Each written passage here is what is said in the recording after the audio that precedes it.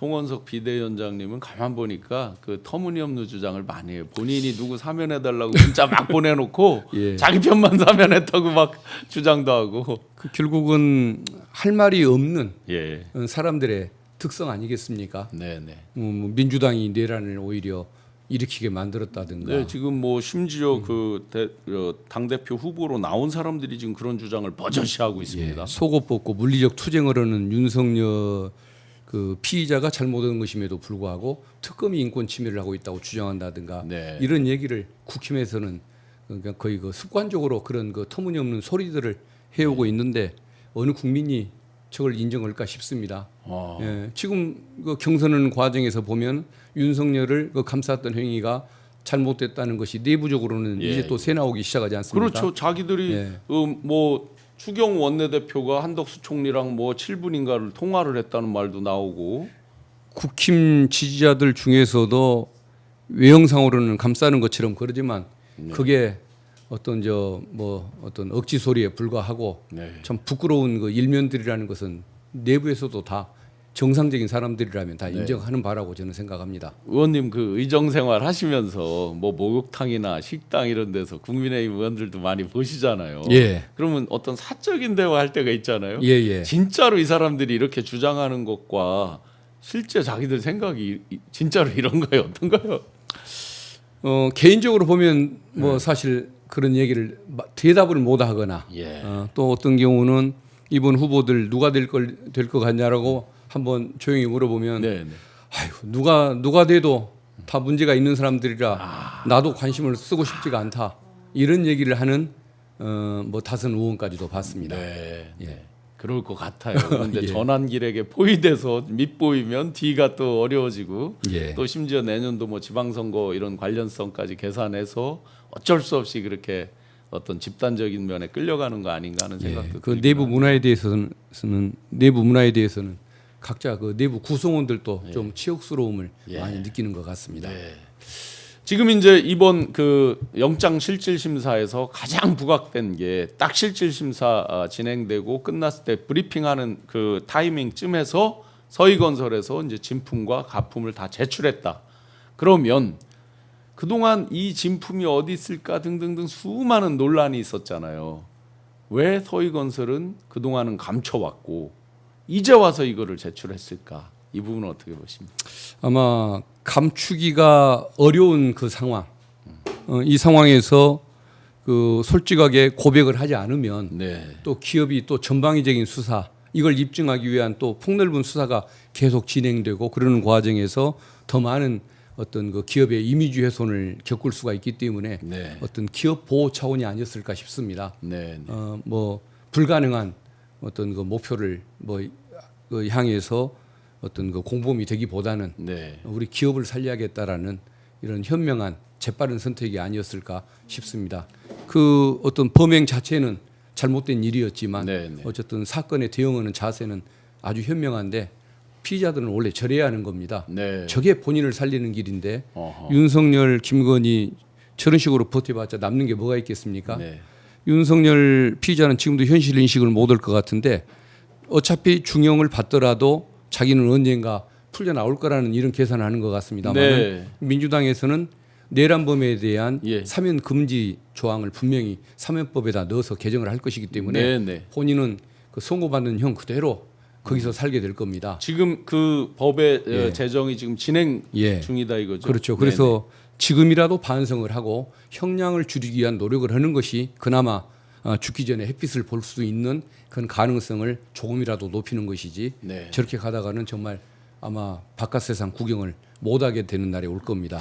의원님 매우 미련한 말씀대로 피의자인 거죠. 네네. 의원님 말씀대로 이게 이제 형량의 역설이라고 제가 표현을 했는데요. 사형 아닌 무기징역 이렇게 답이 정해져 있다고 생각하고 자기가 가서 뭐 조금 더 좋게 답을 하든 뭘 하든 사형 무기징역 둘 중에서 피하기 어렵다라고 생각하니까 그냥 완전히 내리 뻗는 어떤 그런 양태를 보이는 거 아닌가. 아마 가능성이 높지는 않지만 본인이 정말 그 진지하게 반성을 하고 국민들 사이에 동정론이 조금이라도 네. 일고 또 판사가 좀 뭔가 좀 그 동정심을 갖게 되는 이런 네. 상황이 된다고 한다면 무기징역을 유기징역으로 감형할 수 있는 방법도 있는 겁니다. 아 이게 있어요? 그런 가능성이 사형 있는 안에 거죠. 무기징역만 딱 끝나는 게 아니고. 예, 그렇습니다. 10년 내지 10년 이상 유기징역, 30년. 예. 또 다른 것까지 합하다 보면 또 뭐 50년까지 갈 수도 있지만 네. 어쨌든 30년 가까이, 20년 가까이 낮출 수 있는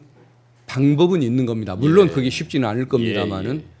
그래서 아마 가능성이 없지는 않을 텐데 저렇게 혐오스러운 모습만 보인다 보면은 네네. 정말 무기징역 이상이 나온다고 봐야겠죠. 그 지금 의원님 말씀대로 사면을 하지 못하게 내란 범죄, 내란이나 외환 유치한 사람에 대해서는 저 감형이나 또 사면 이런 걸 못하게 아예 이제 법 제정을 해버리면 예. 더 이상 물러설 곳이 없으니 그때는 나올 것 같거든요, 느낌에. 그래도 저 성격이 워낙 그렇게 합리성이 없는 인물이라 예. 그냥 뭐 이리 주거나 저리 주거나 같다라고 아. 폼 잡다 죽겠다라고 생각할지도 모를 일이죠. 대선 과정에서 예. 이제 뭐 쌍욕하는 거, 뭐 술 먹는 거 이런 건 저는 많이 겪어봤는데 검찰에 있을 때도 이렇게 합리성이 없었어요. 폭탄주를 즐기고 네. 또 형아우하면서 이런 예. 그 어떤 뭐 조폭 같은 의리를 뭐 또 생각을 하고 세상을 검사가 지배한다는 이런 착각을 가지고 또 어떤 학습은 게을리하고 공직자가 가져서는 안 될 이런 뭐 단점만을 갖췄던 인물이기 때문에 그런 사람을 우리가 착각을 하고 대통령으로 뽑았던 그 절차가 너무도 참 통탄스러운 것이죠. 제가 방송에서 이제 몇 차례 말씀드렸지만 제가 이 사람이 대통령이 되면 안 되겠다, 내가 떠나야 되겠다라고 마음을 먹은 결정적인 그 결정타가 얘기를 할 때 이 밑에 사람들이 이제 그 소위 이제 실세라고 하는 사람들이 알랑방구 끼듯이 마치 다 이긴 것처럼 그때도 여소야대였으니까 대통령이 됐는데 청문회 인준도 안 해주고 사사건건 발목 잡으면 어떡하죠? 라고 하니까 이 새끼들 뭐 마음대로 하라고 그래. 그럼 뭐 차관으로 하면 되고 뭐 수석들 가지고 하면 그만이지. 완전히 그 헌법 정신의 그 어떤 삼권 분립이나 헌법적 가치에 위배되는 걸 서슴없이 얘기를 뭐 수도 없이 하고 카메라만 치워지면 뭐 쓸어버려 뭐 이 검찰 있을 때 이 몸짓 못 보셨어요 혹시? 예, 그렇죠. 카메라가 치워지면 그 면전에서 그 한 두세 번 보면 소름이 확 돋을 정도로 그런 걸 보고 이분은 어떤 본인이 자유에 대한 단어를 즐겨 쓰는데 자유에 대한 그 어떤 가치적 철학적 인식이 안 돼 있구나라고도 생각을 했고 통치 마인드는 있는데 국가를 경영할 마인드는 돼 있지 않다라는 생각을 많이 했었어요. 실제로. 아마 그 검찰주의자가 보기에는 어떤 국회라는 곳이 그 어떤 국민의 대표가 모인 곳으로 보이는 것이 아니고 아마 잠재적 피의자들이 모여 있는 집단으로 생각했을 가능성이 많을 겁니다. 그러다 보니까 야당을 존중하지를 않고 여당 의원들은 어떤 그 하수인처럼 생각하는 그런 마인드가 있었던 것이겠죠. 그리고 집권 이후에도 다 잠재적 피의자로 생각하고 대한 것 같아요. 그죠? 아마 그런 심리가 있었을 것입니다. 자, 그러면 이제 윤석열 계속해서 지금 이제 김건희까지 구속이 됐고 부부가 다 구속이 돼 있습니다. 그러면 일단 어제 구속된 김건희 앞으로 이제 조사받으려면 나와야 될 텐데 윤석열과 달리 순순하게 나오겠습니까, 김건희는? 저는 나올 것 같습니다. 김건희는요? 예. 윤석열 같은 투쟁 방식을 써야만 안 나올 수가 있는데 윤석열처럼 처신을 할 수는 없는 거 아니겠습니까? 뭐 속어 투쟁을 할 수도 없고 의자를 잡고 붙잡고 늘어지고 저항을 하기도 어려운 것이기 때문에 아마 저는 나올 걸로 보여지고 나와서 아마 진술을 거부하는 방식을 사용하지 않을까 싶습니다. 일단 나오긴 하는데 거부한다. 왜냐하면 자기가 계속 거짓말했기 때문에 거짓말을 뒤집으면 금방 이제 또 죄가 추가가 될 거고. 윤석열 같은 저런 그 출정 거부 방식은 거의 뭐 역사에서 찾기가 어려울 정도로 희한한 사례인데 설마 뭐 부부가 쌍으로 그 희한한 일을 벌이기는 어렵지 않을까 싶습니다. 그 심평 변호사 윤석열의 멘토라고 왜 그분이 멘토라고 알려졌는지는 모르겠는데 심평 변호사가 윤석열을 옹호하면서 1.8평의 뭐 좁은 독방에서 뭐 숨쉴 틈조차 없이 잔인한 발길에 짓밟히고 있다. 그러나 윤석열의 나무들은 바깥에서 푸른 잎사귀와 싱싱한 가지를 창창하게 키워가고 있다. 이런 이제 표현을 써가면서 이제 옹호를 하고 했거든요. 일단 숨쉴 공간도 없는 그런 데던가요? 윤석열 있는 곳이?